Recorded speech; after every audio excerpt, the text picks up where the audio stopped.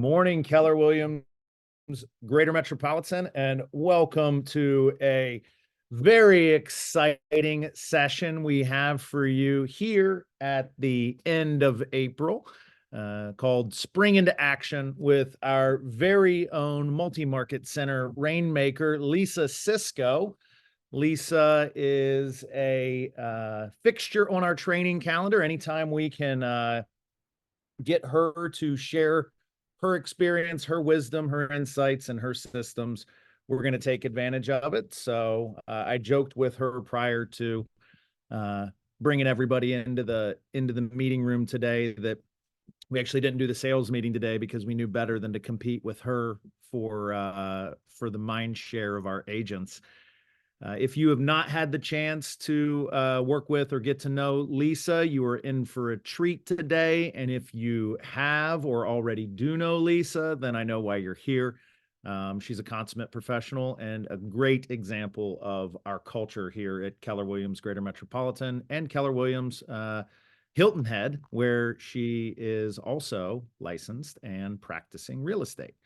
So without any further ado, I'm going to turn it over to our presenter today. Lisa, the floor is yours. Thank you, Mike. Good morning, everyone. Thanks so much for joining today. I'm going to go through a few points that really help us kick off our real estate business in the market that we're in and in the market that we're heading in. But it's not really going to be real formal. So if you have questions, just interrupt. We'll have plenty of time for that. There's so much knowledge out there. And even after 19 years for me in the industry, our slides will say 20 years. So we're going on 20 years. I still learn so much every day. I love to learn. I love the change. I love to see what's coming our way and how we can better serve our clients. So hopefully you'll pick up some tips today. If you have examples of things that you've done and that you've used that are things that we're talking about or mentioning, please again, insert those. Let's make this really interactive so that we can all learn from more than just, what we've done over the years. So I'll go ahead and share my screen. Let me make sure that layout looks right for you guys. Okay. Let me switch things around a little bit.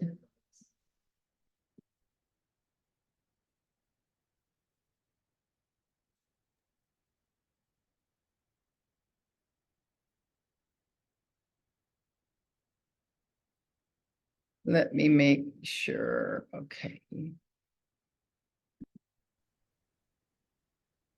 Can you see the presentation? I'm not seeing it. I don't if anyone Yeah, else. hold on just a second. I'm not either. So let me make sure. Did you leave your presentation in full screen mode whenever you came out? I didn't. Okay. So let me. Sometimes if you're on a Mac, sometimes you have to swipe over to find it in a separate screen. Okay, let me see.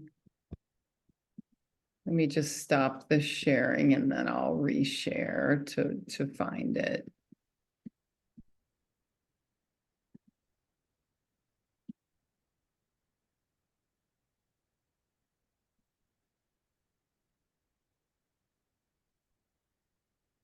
That's why we tested this out beforehand, right?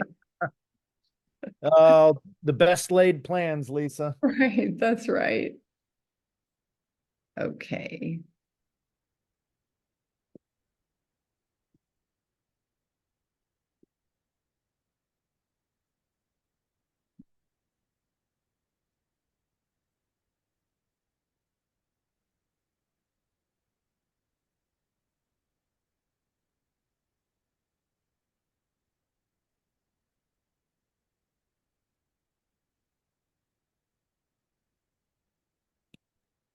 There we go.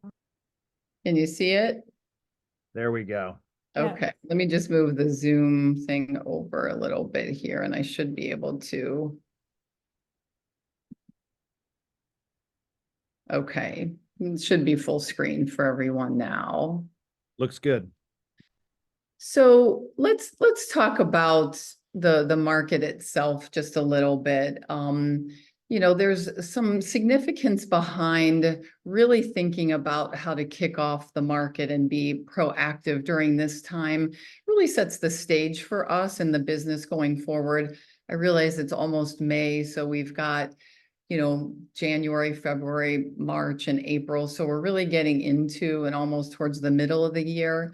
But it's really important that we capitalize on the best days to sell. And they're really coming up. Interestingly enough, I'm sure you're all familiar with the data gathering real estate website of Atom, ATTOM. So they state that the very best day to sell in real estate is May 28th. So that's right around the corner. And it's really good for us to look at that and kind of base a lot of our strategy around this really high time to sell. So one of the things that the spring season is traditionally seen as the prime time for real estate is just to explore why it is it's a crucial time in the market. There's characteristics and things like that that really are interesting and really attribute to the success. Mike went through a lot of this information about our team, so we'll kind of continue on. The increased demand that the spring market brings, the surge of buyer activity, obviously most of you are aware of, unless you're brand new into the industry, getting that itch to move and then settling in before school starts. Obviously, there's higher inventory associated with this time of year. Homeowners prefer to list their homes and take advantage of like lush landscaping and the good weather in Northeast Ohio. It also enhances curb appeal. The other thing too is that sales at this time of year are actually faster, meaning that homes tend to sell more quickly due to the increased demand of this time of year and the decreasing average days on the market. Although I realize the industry itself, average days on the market are increasing. But if you look at that 12-month period, you'll see that it's something that really is lower at this time of year. So the other thing is that why does anyone think that the spring market is the peak season? Outside of the optimal weather, outside of potentially tax returns, like many people receive theirs then, there's new beginnings too. If someone was on the fence last year about interest rates, or they were on the fence about some other factors, they may see that those industry items are relatively constant and they might be ready to pull that trigger. So I would encourage you to circle back to people, whether they're sellers or whether they're buyers, and really try to see if what their situation is like this year. It's a good reason to make that call, especially in Northeast Ohio, where the weather started to turn and everyone's thinking spring. Families with children will want to secure that property, as we talked about too, before their school begins, and they want to do it well before the August timeframe. Also, market trends are in such where sales volume increases, mostly about 10 to 15% increase in sales compared to the other months. So you've got this, May through August or May through September timeframe. The other factor is consumer sentiment. There's a notable uplift in the consumer confidence in the housing market during the spring, just because everyone knows that that's a high time. And understanding the dynamics that are here within the spring market allows us as real estate professionals to strategize and align our clients' efforts in order to maximize their impact during the spring market, which for sellers, means that bottom line. For buyers, it means having choice on what to do and what to sell. So this proactive approach really helps our clients to understand and to know the market. In terms of preparing your listings, when we're talking specifically about sellers, and that's, a good focus for us today. But to maximize the spring market's potential, it's crucial that each listing be primed to capture buyer interest immediately. So this slide provides practical tips on how to enhance your listings and sort of, shows it in a strategic advice on pricing and descriptions, so that when you meet with your seller, you can say, here are some things that I would recommend to enhance your listing for maximum appeal. Obviously, staging is huge. That in and of itself can increase their bottom line. It can actually be an ROI factor for them, which allows them to have a return on their investment. Curb appeal is really important. You could have a great inside of the house and it could be all updated. Maybe the sellers just aren't landscaping people. Maybe they don't have a green thumb. Maybe they've put so much work into the inside that they've just kind of let the outside go, especially since we've been, at times buried in snow for the prior 3 months. But this one really is important.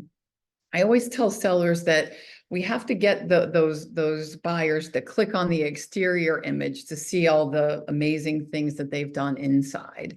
So really have them understand that first impressions are key to ensure the home's interior or exterior is tidy. You don't have to put a ton of dollars in there, but manicured lawns and vibrant flowers, those types of things really offer even a fresh paint job to the front door really offer a lot of appeal to buyers coming through and also to even get those clicks online.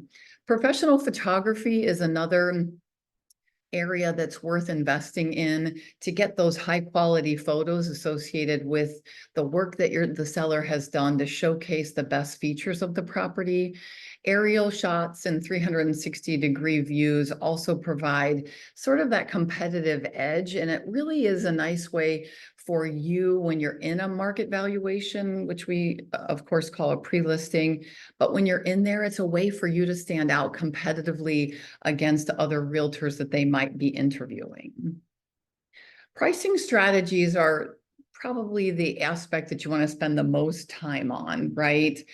Really educating your sellers on how a buyer thinks and what they're looking at, and that buyers are usually 6 months ahead of the market. Sellers are typically 6 months behind the market. So there's that 12-month diversity that lies within that space. And it's really our job as real estate professionals to mitigate the difference there and to have that seller put a buyer hat on for a while and have them understand what their offerings are, what they're faced with, to be able to appeal to them the most. And through that, the pricing itself is huge. You can choose to price your home competitively, we tell sellers, so that buyers will be driven to compete for it. Although it cannot be guaranteed that the pricing strategy gives the highest likelihood that they would receive multiple offers, but they can price in different ways. In our pre-listing presentation, we have 3 different approaches to pricing, and we've labeled them. And it's something that's been out in the industry for a long time. If you need a copy of it, let us know. We're happy to send it your way. But it's basically, optimistic list pricing really at market value, and then pricing under market value. And we explain the benefits of each of those. So some of the market value pricing, with this data-driven approach, you choose the seller chooses the price of the home based on the current inventory of homes that are actively on the market, as well as recent sales that are comparable to their property. This line up with their listing price and the appraisal report, the buyer will usually obviously have after the fact, but it makes everything flow a little bit better and quicker based on what the seller's needs might be. Aspirational pricing is where the seller might choose to test the market. We can also call this optimistic pricing. It's kind of a high dream list price. It's important to know that the MLS showed like the average price at like 103% of list prices in 2023. therefore, the seller would need to really consider this in their decision making. This is something we don't want to really encourage sellers to do fairly often, but when you lay out the 3 different pricing approaches, usually they're going to pick the one in the middle that is what we would typically recommend anyway. Now, we've come out of the COVID frenzy. We've come out of the 3.5 or so years of the really high optimistic pricing, but we are still in certain communities and certain cities in Northeast Ohio, we are still setting records. You know, when you look at all of the comparables that exist within the neighborhood or within the city, you look at the attributes of the property, and basically they sell the highest of all of those. So they're still setting that higher bar, and some things are selling higher than they have in the past, even though obviously average days on the market are increasing, inventory is decreasing, but average sold price is still on the rise, maybe not in double digits, but we still are seeing the strength of that. So it's really important to educate the sellers on pricing and really spend some time going over the details of what exactly is happening in their backyard, and to position their property not just on condition and maximum appeal, but on appeal through the actual price to be competitive that way. And then another way to focus on preparing listings is to really look at property descriptions. And with a lot of AI things around these days, there's just no reason for us not to have wonderful descriptors associated with property.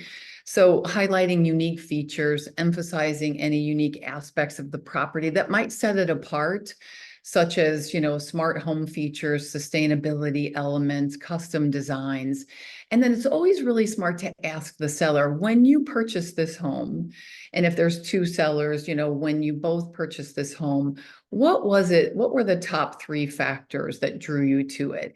Those are almost always going to translate again to the next buyer that comes through. And those are really worthwhile. If it's something that they just said, well, the square footage and the number of bedrooms, you know, those are a little bit less appealing or more boring, unless they're 5 bedrooms, or unless there's something else about the square footage that allowed that target market to like it. For example, if you've got 5 bedrooms and it's 4,200 square feet, and it's a second floor master, so the target market is a family with, you know, lots of kids that need that space, then that's worth promoting. So knowing your target market through those descriptions is really important. Be descriptive, but yet be concise. Don't be so like vague that you just use these big words, because that happened. We were in that industry, I think, before COVID for quite a while, but use vivid, like, you know, appealing language, but keep the description succinct. Focus on elements that resonate with the buyers in that target market, like we talked about, you know, layout, natural light, neighborhood perks or amenities.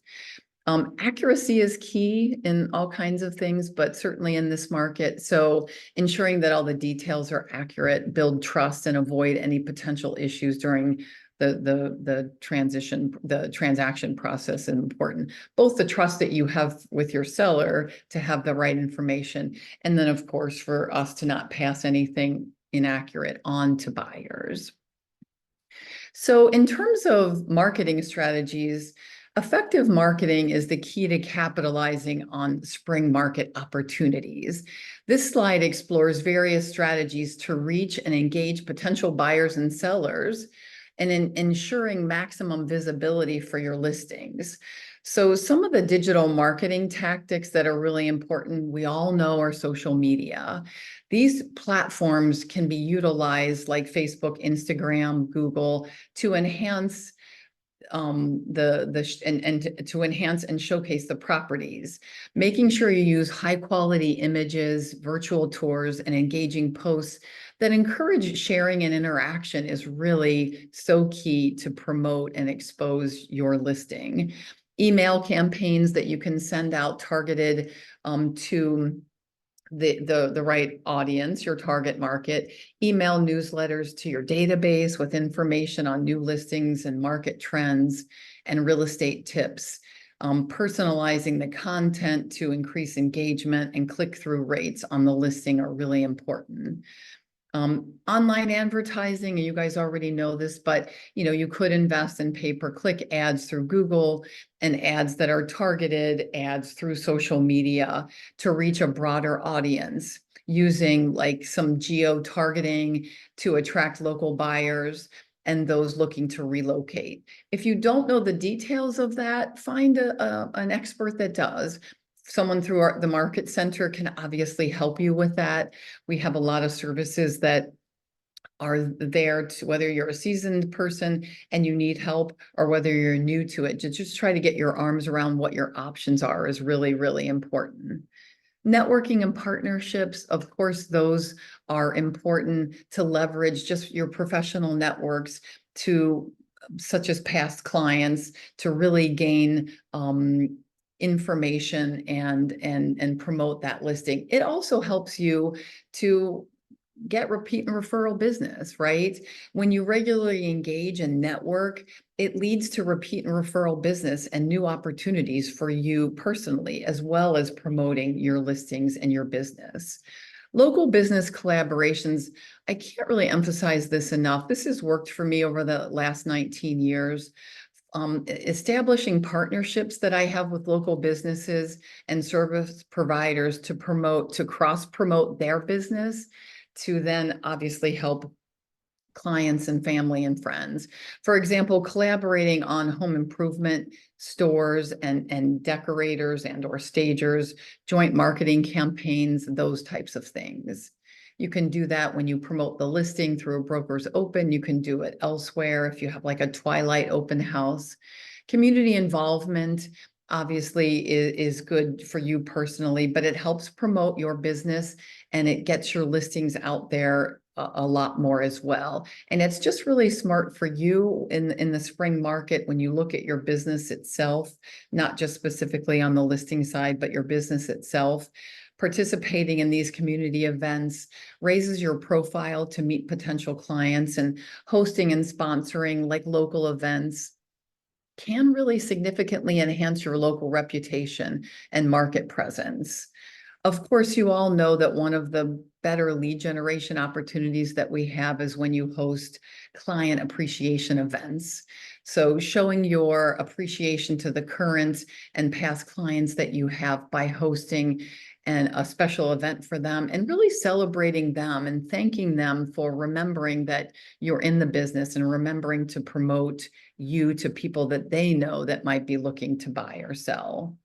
The referral strategies are primarily implementing referral programs that incentivize past clients to recommend your services, offering rewards or drawing entries for giveaways. You've seen these being done online, and it just helps to promote you. Even if you only reach 100 people and you have 3,000 in your database, that's amazing. I mean, those 100 people, to think about getting business from even 1/4 of each of those 100 people will double your business likely that year. Testimonials and reviews, we all know how important that is. We've all taken classes. The industry and coaches will tell us that that's one of the prime aspects of your business. If you don't spend a lot of time gathering Google reviews, gathering Yelp reviews, it's really worthwhile time to collect those and prominently display those testimonials and reviews from satisfied clients. Positive word of mouth is invaluable and builds trust in prospective clients. And think how many times we all look at reviews when we're looking to hire someone to do something, or we're looking to just engage someone in conversation about a potential remodel that we have, or even travel. So those are really, really important. So adopting this multi-channel marketing approach really allows for a comprehensive market coverage.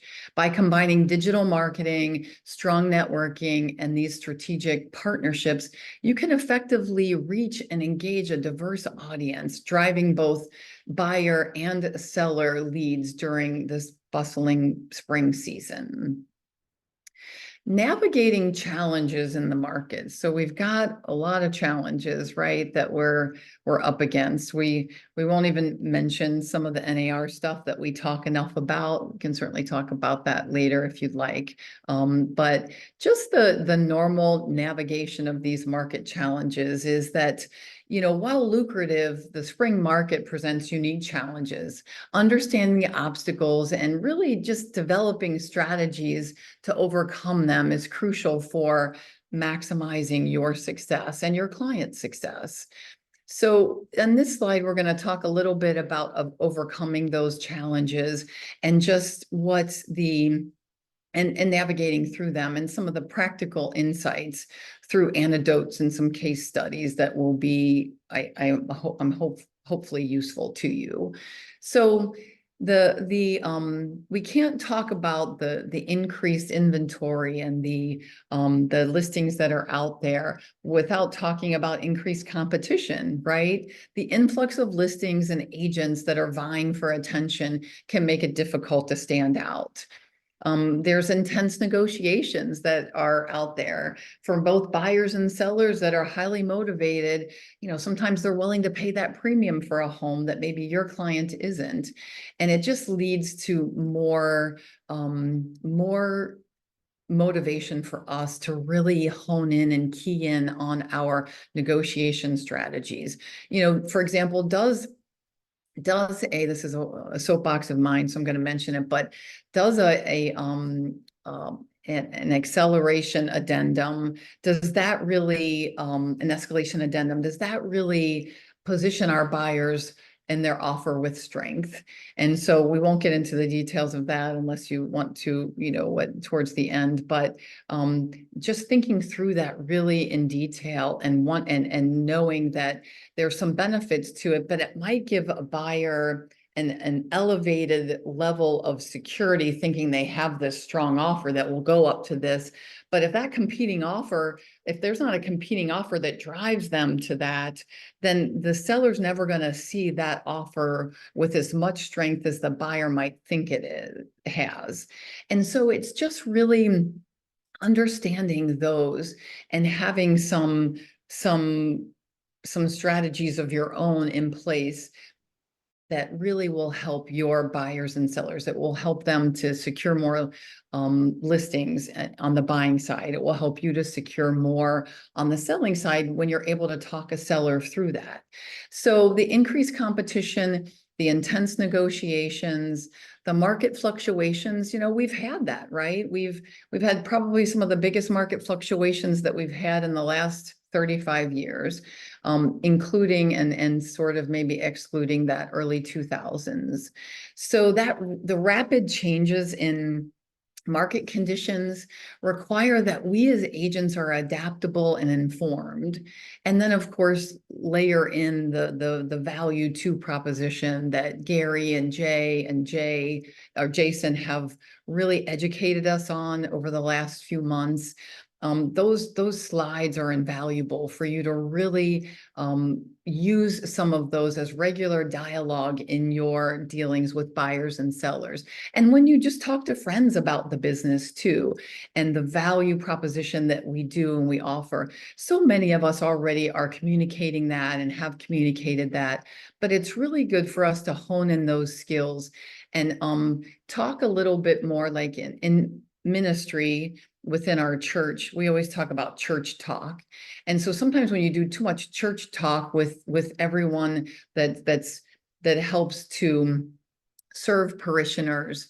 The average Joe in the pew can't really understand it as much. So maybe you look at your marketing strategies and your buyer folders and your buyer discovery meetings, and maybe you just look at that with a fresh eye, having gone through that value to training, and just see how it might be better phrased to be able to communicate well to buyers and sellers.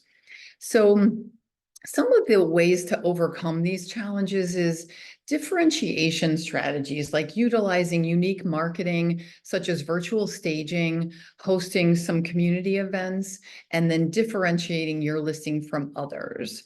The skilled negotiation that we talked about, there's negotiation classes through NAR that I would recommend.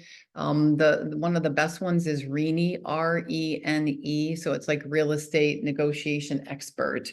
You get an actual accreditation associated with it. It's one of the best that are out there. I've did it years and years ago, and I think most everyone, if not everyone on our team, has it. It's really, really good. And there's so few negotiation strategy classes out there, whether they offer CEs or not. It's just not something that's that prevalent. Those are really important, especially even for someone like myself that's been in the industry almost 2 decades. I can still learn a good amount associated with that. So understanding the psychology of buying and selling to better mediate between parties is helpful too. Sometimes we just need not a class, but we just need to be reminded to treat the cooperating broker with respect and compassion and humility. Really reviewing the Y4C2Ts when it comes to dealing with co-brokes is really important, especially seeking first to understand, realizing that the way they presented that to you and how you have to change it up a little bit to present it to your client. Maybe they did it because their client is this way or they're that way, and you start to, through empathy, understand and evolve that versus just being annoyed at what they've done or what they've said. And that really positions your client with strength, because you're the one that is doing that, is really understanding the psychology behind that and seeking first to understand. And then, of course, staying informed, keeping abreast of market trends and economic indicators, doing our Tuesday business meetings, doing some coaching through KWRI with people that know it more, and just staying really on top of the market trends and economic indicators that and that help you anticipate shifts to prepare yourselves to serve your clients better. We do this all the time. I mean, I feel like I'm, a local economist. Gary has said that for years, so I've used that for years. But I feel like that's what I am when I sit in front of sellers and educate them on the market. In our team, we start like with the national market and the 3 key factors that affect the health of the U.S. economy: gross domestic product, inflation, unemployment. We even talk a little bit about wage growth. That's how Gary starts his vision speech. So we've always had our pre-listings be that way.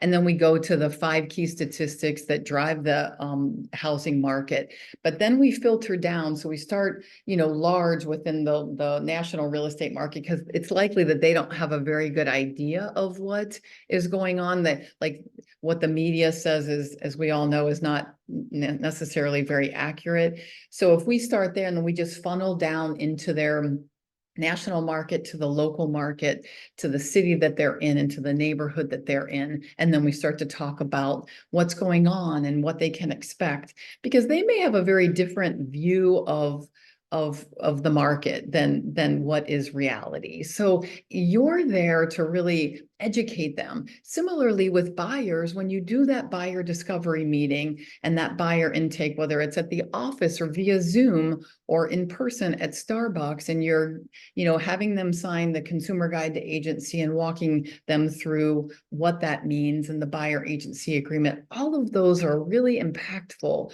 to show them that you're a professional and that you know a lot of things, and that value just starts to emerge. It really is the market valuation pre-listing and then your discovery meeting with the buyer are really your opportunity to shine. They're not going to, and it's your interview time, they're not going to always ask you the right questions. So you have to be ready to educate them and tell them things that are going to prepare them for wherever their endeavor is, whether it's listing or buying. And then it also, though, is your opportunity to show them who you are. And this is really important for you to stay informed of a lot of these things. Giving real life examples, touching on overcoming competition, sharing a negotiation strategy, success that you've had with a past client. Those types of things really help for them when you insert real stories and real life examples that are fairly recent that you've done to help. And it means the world to sellers, for them to be, and buyers, for you to say, my sellers have had success in the past based on taking this approach, which supports the marketing strategies that you've just reviewed with them. As a buyer, typically buyers have luck in winning multiple offers or securing the properties that they're interested in by doing this. And so they love to feel, it's almost social justification. They love to feel that they're in good company, that other buyers and other sellers have done this with success and have liked that. So being able to do that is really helpful and important for them. Being proactive and prepared to tackle these challenges head on is essential. And for you to mention that, and you're the one blazing the path with them, but you're partnering arm in arm with them, and you're going to lead them and guide them through that so that anything that comes up, you're going to be ready for. But even mentioning some of those things that you probably need to, that that they're for sure going to need to tackle is really important. Employing those thoughtful strategies, learning from these real world experiences and the experiences that you've had as a real estate professional can help them navigate the complexities of, the spring market, the fall market, and that type of thing. And for you, it means delivering exceptional results. And that's really, in a nutshell, what I think is important and things that you can, focus on. Having the right, when you're talking about all these things, having what you're talking about being in print that you can give to them, or if you're all digital and you want to email it to them, that's fine. But really being able to, years ago, someone told me that the things that we say, people only believe us maybe, I would say, 50%. But when what we say is in writing, they tend to believe us between 70 and 80%. So really make sure that your market valuation or your pre-listing materials are really top notch, and go through page by page and try to understand what it's like for the seller to look through that. Share things with each other. Ask someone what their pre-listing packet looks like. I mean, that's the essence of who we are at Keller Williams. We're ready to, trip over ourselves to help someone else out and to share and to have them grow. It's absolutely not going to mean that someone else is taking business away from us. There's just so much business to be had out there, and we're all working hard to get our unfair share of that. But look at those marketing materials and see what you can do to, instead of having a bullet point that shows a marketing or that says a marketing strategy that you promote listings online or you boost them through social media, actually say that, but show an example of it. Show like a picture of what their listing might look like on a post, because that visual just really will resonate with them so much more.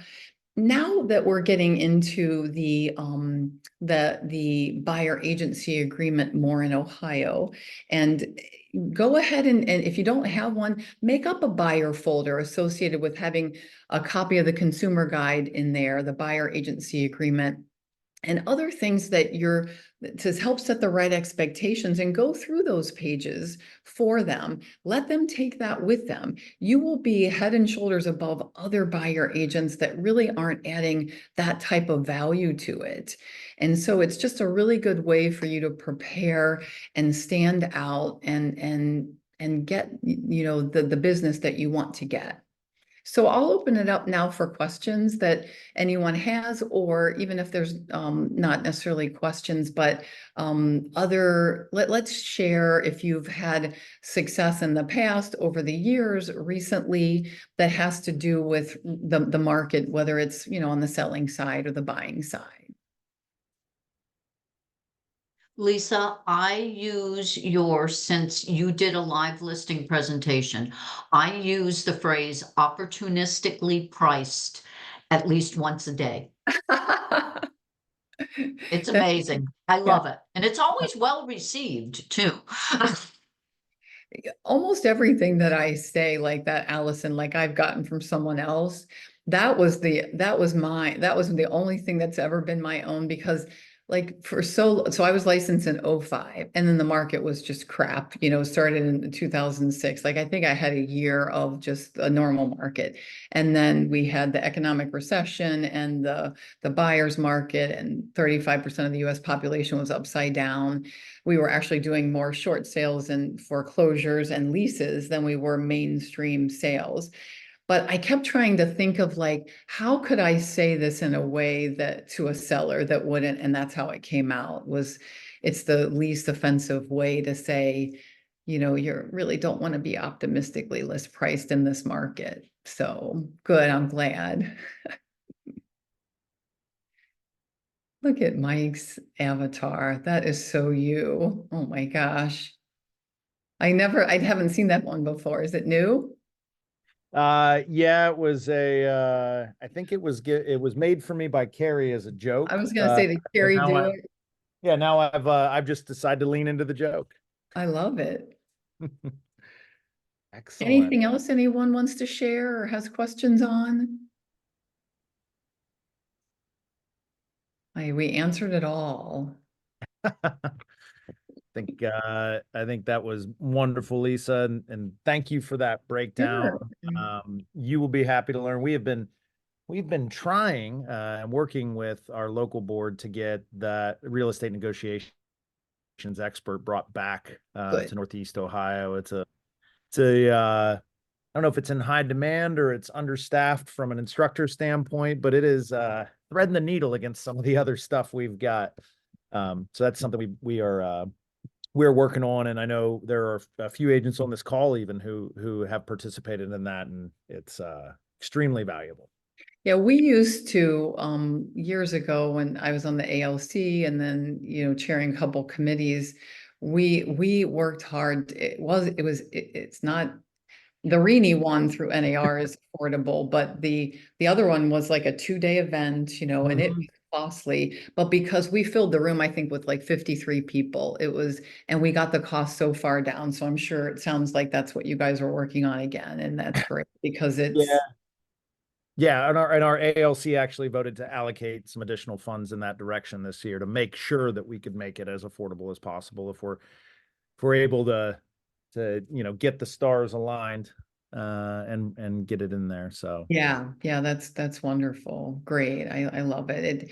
It's again, in the time that I've been in the industry, that's been the one thing that's lacked the most is like, it's just really hard to talk about that. But I learned so much. I still have things in my notes that I refer to back from the one I took probably 10 years ago. So, excellent. Well, but we'll make thank you, sure. everyone. What's that? I just said thank you for having me. We appreciate it. And I'd like to shout out to Michelle Segula, our marketing person. Well, she's everything right now with Lindsay on maternity leave, but putting the presentation together, she just did an amazing job. Thanks, Michelle.